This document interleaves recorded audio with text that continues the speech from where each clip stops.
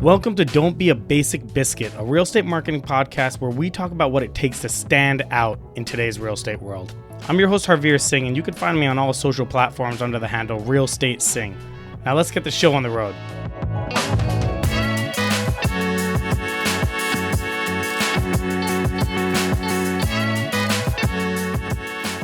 Hey guys, how's it going? Welcome back to Don't Be a Basic Biscuit. Today I have a special guest, Dr. Biba Singh.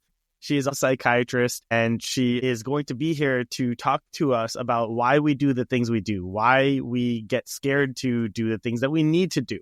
So Biba, why don't you introduce yourself right now? Hi, my name is Dr. Biba Singh, and I'm a board-certified psychiatrist. I have licenses to practice in the state of New York and California, and I am excited to be here today. Cool. Thanks for coming, and I appreciate it. Biba's not only a doctor, but she's a sister of mine, and she has to deal with my craziness. So, the reason why I put you on this episode is mainly because a lot of what we do is marketing on this podcast, and to do marketing and social media, which you also do actually. So my sister also does some singing on the side in India, and she's a popular singer there. And so a lot of what we have to do is put ourselves out there when we might not feel comfortable to do so. So making videos, sending out postcards, meeting people, going to networking events, walking right up to somebody that you don't know. And so what I want to do is I want to battle the stigma and the fear of doing stuff that you need to do to help you progress in your career. So why don't you talk a little bit about, some of the stuff that our listeners could do to maybe get over that type of anxiety and fear of doing the things that they need to be doing? So there are two aspects here. One is the aspect of clinically having anxiety or difficulty in crowds or difficulty meeting people. Some people genuinely have, the need to speak to a professional and maybe actually be on medication if they feel like it's really limiting their life or giving them trouble in their day-to-day activities, right? Like crippling right, fear. Exactly. And anxiety. So if it's crippling, if it's affecting your daily life, if it's like affecting you to the point where you can't go in crowds, maybe you can't go to events, maybe you can't go to the gym or meetings because you feel so much anxiety or stress doing that. That is a separate issue, right? That's the most extreme case. Right. However, most of us, it's kind of natural for people who are not really used to public speaking or going to meetings or just going up to a person and introducing yourself or being more out there. So I think the first thing is awareness. So until we are not aware of what we are worried about or what our fears are, we won't be able to face them. So, I think that taking a deep breath, sitting down, even journaling or writing down some of your worst fears or what are you worried about? Like, are you worried about being rejected? Are you worried about being made fun of? What is the worst that can happen? And I think identifying those things is very important, right? That's the first step. The second step that we can do is sometimes what we call exposure therapy. So, for example, sometimes we are fearful of certain things, but the more we start exposing ourselves to them, the less it affects us or impacts us. So, for example, like if you're afraid to go into a large room, a lot of people come and tell me like, we want to go to a group, but we're fearful to go publicly into a group, right? And sometimes I'll tell them, okay, start with a Zoom meeting, an internet group. There are a lot of virtual groups out there, You don't have to have your camera on. You don't have to have your video on. You don't even have to participate. Just try it. And oftentimes they will try that and it will continue to build their confidence in themselves. Like, hey, this is not that bad. The person who shared is somewhat like me, So these are one of the things you can do. That's pretty good, actually. Biba remembers, me growing up, I was not as outgoing as I am today. And I had to do a lot of these things that challenged me to be a little more proactive in meeting people and getting out there. And so, a lot of that changed when I was in college and I joined a fraternity and then I became, president of that fraternity. And then there was kids that were in that fraternity that were, that when I was what I had gone through at a younger age, they were going through then. But what some of the advice that I gave them was similar to what you just mentioned, where I would say, hey, look, go out there and wear a t-shirt that you normally wouldn't wear because you think it's weird or silly. So starting small and then realizing that, you know, after you wore that t-shirt, nobody realized anything, nobody cared about it, nobody thought about it. And then that starts like a very small position of putting yourself in an uncomfortable position. And then learning that you could take these small steps into, you know, getting over that type of fear of anything, right? So start small with something and then slowly go higher. So a lot of realtors, yeah, we do have to go to like networking events and meet people. Yes. That's the way we have to meet people to get new clients, right? And then also social media. I know so many realtors that have social media, they do not post their photo. And that is it's a very important, the biggest and most important aspect of social media is that people need to get to know you. And if you're not going to put your photo up, you're not going to put videos of yourself up, how are they going to get to know you? They're only going to see your listings and your photos of these houses, but that doesn't allow them to get to know you as a person, which is the main reason that they use someone for being a realtor. Mm-hmm. So what are your thoughts on, I guess, the video aspect, the social media aspect of things? I think it's the same thing. It's the fear, right? So some people are just insecure, like, oh, I don't look good on camera or I don't look good in pictures, you know? Sometimes sharing that with friends or family or someone that you trust can help, you know? I often do a lot of videos and now I'm at the point where I'm comfortable doing them.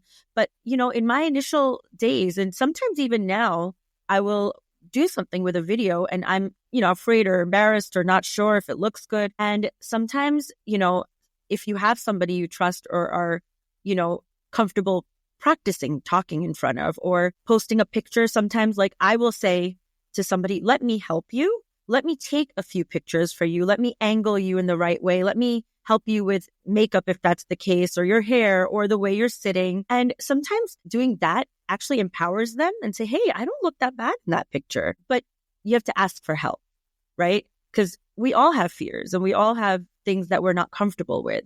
But if we don't reach out or speak to somebody about it or seek help, sometimes we can't do it. Even the networking events, like it's really worth it to maybe have a buddy or a friend or someone in the industry that you can go to these events with. Even if they're not in the industry, someone that you trust and feel like, hey, can you go with me? And leaning on someone else for help and support. We often don't do that. We often just struggle with our fears within ourselves. That's a great point, because even when I used to go to networking events, even up until today, I'll bring a friend because it allows you to, you know, fall back on somebody when, let's just say, you're in between talking to somebody. The way I network is I actually go with two people on purpose. And I think this strategy works perfectly because what I'll do is I'll start a conversation with my friend and then I'll you know, get the conversation going. We'll be discussing and then my friend will stay discussing with that person. And then I will find the next person to talk to and then my friend will follow. So this is actually a way that I do things to maybe at least get them comfortable talking with someone without the part of starting that conversation. And so that's how I've been helping other people in networking events. But actually, that's a great point about social media. Now, you are also, right, a singer in India. And so this social media aspect has become incredibly important for you. And you were not very, you know, I also knew you growing up. You were not very outgoing. You were shy. You were very, you know, worried about being on camera. And so how did you get over that? What was the thought process in your mind that you had to go through to put yourself out there in this whole completely different way than you've ever been comfortable doing? You know, I think it's positive reinforcement. So you start really small, as you mentioned, right? And you do one thing, and let's just say that it's something that you went to, or you went to an event, or you actually went and successfully were able to talk to people, right? It's actually practicing positive self-talk. Coming back and saying, hey, you know, let me give myself a pat on the back. I actually did it, you know, celebrating your wins, right?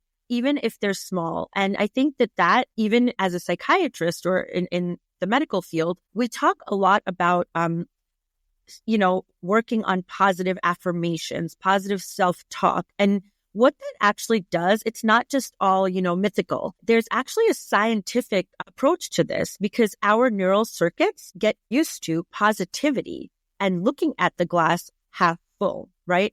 So putting yourself out there relates to this because when you, like, even social media, for example, maybe in the beginning it was scary or it was, daunting, but you do one step at a time and celebrate each win. And that actually gives you confidence. Like, hey, I did this and this was not so bad. Maybe I can do this again, or maybe I can do it better. Or I just posted a picture, it came out good. Maybe I could just do like a 10-second talk, or say a few things. And I think each step, the key to it is not giving up. Okay. Yeah, no, that's very helpful. And that brings me to, I guess, my next thought, which is, what was I going to bring up? I just forgot. How we speak to each other and how we speak to ourselves. Yeah. Actually, how we speak to ourselves is an issue, and we speak to ourselves in a very negative manner. And I think we all do it. I think you probably do it from time to time. I do it where we are talking to ourselves like a bully. I feel at times where we're like, you can't do that. Oh my God, you look so stupid. Oh, your butt looks big in that dress or something. We talk to ourselves as if we are our bullies. And what I think that we should start doing is start talking to ourselves like you would talk to a friend.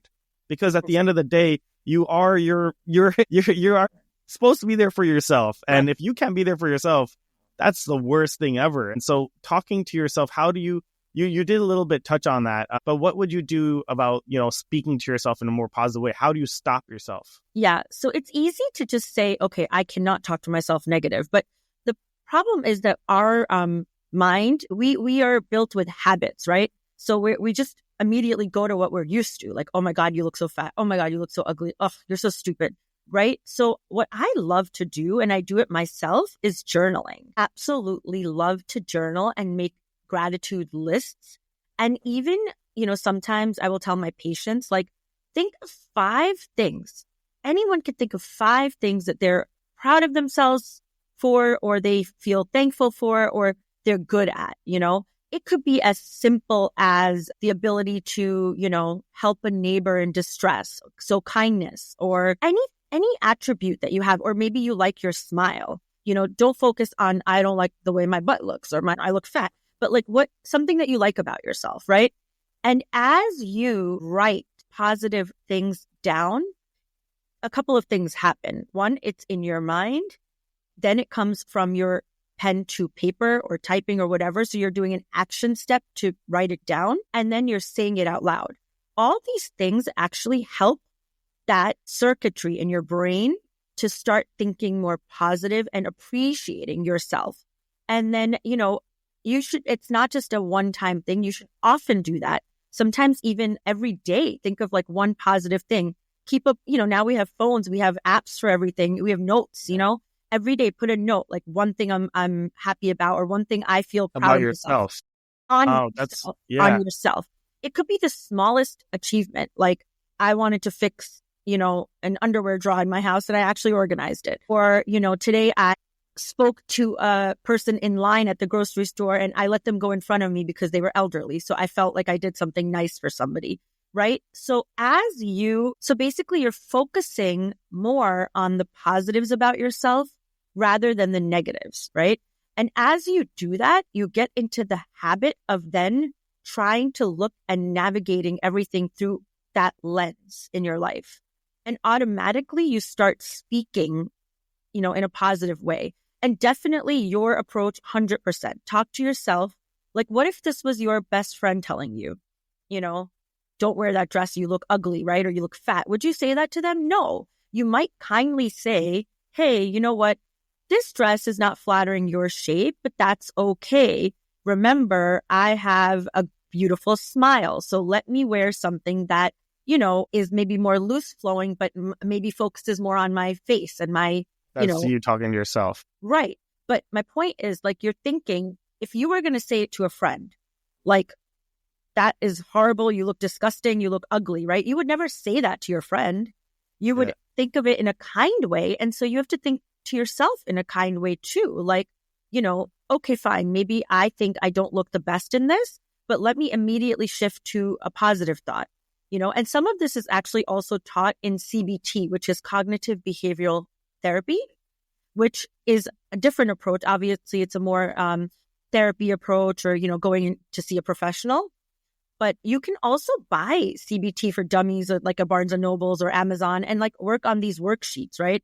What is your negative thought? How can you replace it with a positive thought? So how do you cognitively reframe your thought process? So I'm telling you very general, common, everyday ways, right? But there's a depth to this where you could also do it with a professional.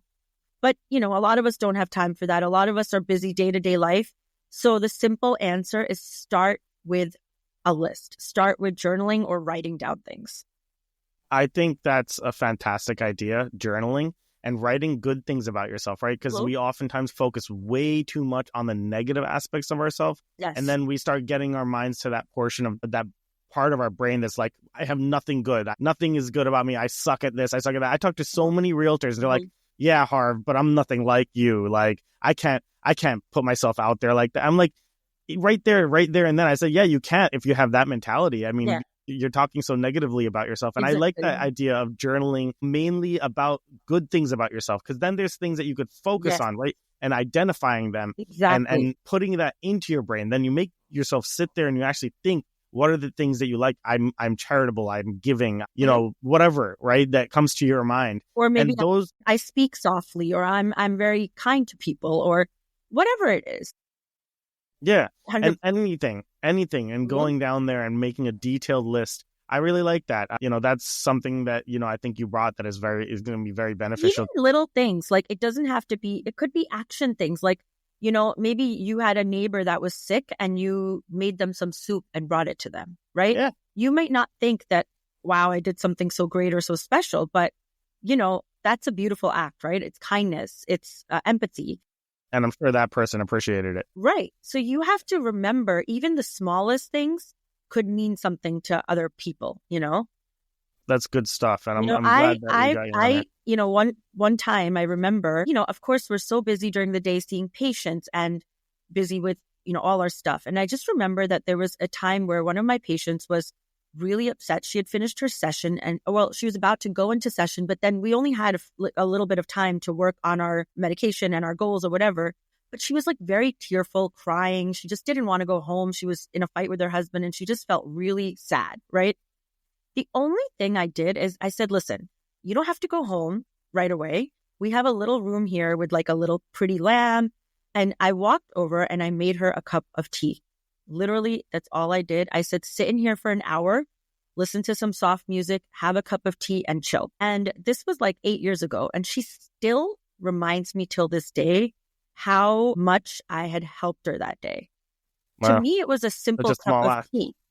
It's not a big deal. I just warmed up some water, threw a tea bag and gave it to her and said, here, chill in here for a while. But she always was like so thankful that I even did that, And so we don't even realize that we do things that are nice every day, right? So true. And so we have to remember and also appreciate those for ourselves. You might think you're being a little narcissistic when you're doing this type of exercise, but I think that it's very beneficial because I think it's something that is necessary. Because another thing, self-love, we don't love ourselves enough. And we think it's being selfish or narcissistic or whatever, but actually we all do not have enough self-love. And that's what causes our fears, our anxieties, our insecurities. Yeah. Yeah, no, 100%. Actually, so our father is a psychiatrist, which is why my sister got into psychiatry. And back when he was practicing in like the 1980s, 90s, 80s, 90s, well, he started in the 80s, people would call him a crazy doctor, right? Shrink. And yeah, shrink or crazy doctor. And it was there was a negative stigma towards that field. And there are statistics out there that mention that 1 out of 3 people need a therapist. And there is I guess a fight in a lot of people that they don't want to do that. Like, why do I need help? I don't need somebody to help me out. Not saying that people listening to this podcast need it or not, but maybe some of them do. What would you say as a if there's somebody out there thinking that they maybe want that type of help, how would you advise them, to or encourage them to maybe seek that type of help? Well, I talk to patients and people about this all the time. First of all, I think we've come a long way. People are more aware. People are more help seeking now. But I think when we think of, depression, anxiety, fear, let's say therapy or even medication, right? Either or both, either one. If you're, let's just say, and I always compare it to like a medical condition, right? Let's just say that you're overweight, right? And you need assistance with exercise and your diet and your nutrition, right? Like you need to have help with a meal plan and maybe what kind of exercises to do, how to like, manage your calories throughout the day. I think that not many people would be like, I'm crazy, I'm stupid, why am I doing this, right? We naturally would be like, okay, maybe I need to work with a nutritionist, or maybe I need to go to the gym and ask somebody for help, right? We don't judge ourselves for something like that. Yet when we need help for our own mental well-being, we're hard on ourselves. And the same thing with like, let's say, for example, like diabetes, right? Or sugar. Like if you had, or high blood pressure, if you had high blood pressure and yet you're dieting, you're exercising, you're doing everything that you're supposed to do, and yet you still have high blood pressure, would you say, I'm not going to take any medication for this, whatever? No, you're going to be like, okay, I'm doing everything right, but I still want to check in with a doctor and maybe I need some medication. And you wouldn't be embarrassed taking it. You'd be like, well, I'm doing everything I can, but I still need some help. And maybe it's genetics, maybe it's just diet, maybe it's hereditary, whatever it is, but it is, right? So with mental health, right, a lot of things, what people don't understand is that there is a biopsychosocial model. So our mental health comes from partly genetics, like our neurotransmitters in our brain, our serotonin, our dopamine, our norepinephrine, levels that are low or high, right? And just because there's no blood test to tell us that doesn't mean that it's not a biochemical happening in your brain. So that way people don't have to judge themselves. Like, it's not that you're crazy. It's actually something that's going on in your brain that is causing you to feel low or anxious or depressed or whatever, right? Second thing is that when you actually realize that, you have to be open-minded and say, you know what, this is something I need. And another thing, sorry, not to cut off, but another thing is that the biopsychosocial model, so these things that we spoke about, insecurities or not having the confidence. So the biological, psychological, and social. So a lot of things impact us. So for example, psychological, our childhood, maybe our parents spoke to us in a negative way. Maybe we heard growing up, well, you're just messing that up all the time, or you're just not doing good enough, or So a lot of these things are not your fault sometimes, right? And the third thing is social. So for example, 9/11 or, very upsetting circumstances, traumatic events, right? Losses. So all of this affect our mental health. So when somebody just says, I'm not crazy, I don't need to see a therapist, I'm not crazy, I don't need to be on any medication, I think the first step is educating them and explaining, like, this doesn't mean you're crazy, at all. So that's kind of a lot. That's why I said 1 out of 3 people. And another thing you mentioned was like going to the gym. And if you're going to go to the gym to exercise and give yourself, a healthier lifestyle, I think that you also have to feed your mind positivity, right? So one was journaling, feeding your mind positivity about yourself, or also watching, these, inspirational videos, reading about podcasts, like reading about positive things. I think that also helps, right? It's like going to the gym for your body, but you have to kind of fuel your mind with positivity as well. Yeah. And what I started doing actually, and it actually started this in 2024, so it's really interesting that we're talking about this today, is I started to look up and Google and YouTube sleep affirmations. And there are some really amazing tapes that you could listen to as you're falling asleep for different things, like sleep affirmations for happiness, sleep affirmations for self-confidence, sleep affirmations for getting out of fear, sleep affirmations for loving yourself, right? Anything. You could look up anything for it. And these are positive things that you're hearing while you're sleeping, and they're actually going into your subconscious mind. Yeah, you might even start dreaming about it. Yeah, or you're just going to realize that you're in a more positive mind frame in general. It's not something you do once. Like you said, it's like mind gym, right? You do it every day or every night, even if it's for 20 minutes, or it could be for the whole night. There are tapes that go on for 8 hours and there are tapes that go on for 15 minutes or an hour. Just trying to do it every day I found it helpful for myself. So like writing in a diary, journaling, sleep affirmations, seeing positive things, looking at listening to podcasts. Also, sometimes when we're fearful, negative, a lot of people are like, oh, well, I read the news or I watch TV and I get scared and I'm upset about what's going on in the world. Whatever's going on is going to happen no matter what. We're not going to be able to stop it, right? Like some people are upset about the political situation, for example, or whatever it may be, right? But the more we focus on the negative, the more our mind and our, being will attract it. So I always believe in that like attracts like law of attraction, some of these things, and I really follow some of these things, is that the more self-fulfilling prophecies. Yeah. And even Neville Goddard, I don't know if anyone has heard about him, but I've been reading about his things. Also, he speaks about the law of assumption. So it just assume that everything is going to be okay. You have to have that faith that it'll all work out, So many of us are so scared about the negative outcome. Like, I'm going to go out into that event and something's going to mess up, Mm-hmm. But maybe start thinking, no, like I'm going to go there and it's going to be amazing. It's going to be Neville fun. Goddard, you mentioned? Neville Goddard. I've been listening and watching, I've always loved the law of attraction, The Secret, the books like that, right? And I always have watched podcasts, listened to podcasts, YouTube, etc. But recently, in the last few months, I really, really also started reading Neville Goddard and listening to some of his YouTube speeches and videos, and I'm finding them very helpful. That's good. No, it's good to kind of bring some resources to the listeners as well. So that's kind of cool. So as we wrap this up, are there any final thoughts that you have that, maybe some last shining advice that you want to give to the listeners here? I think we spoke about it already. I think that just don't be so hard on yourself and reach out for help. Many of us don't seek help. There's so much out there that you can do to get help. And, start small. You don't have to change your life in a day, Start with baby steps. It's a compounding effect. Every Exactly. tiny little changes add up to a big change over a long period of time. Exactly. But thank you so much, Dr. Biba Singh, my sister. Thanks for coming on. And guys, as I end all my episodes, don't be a basic biscuit.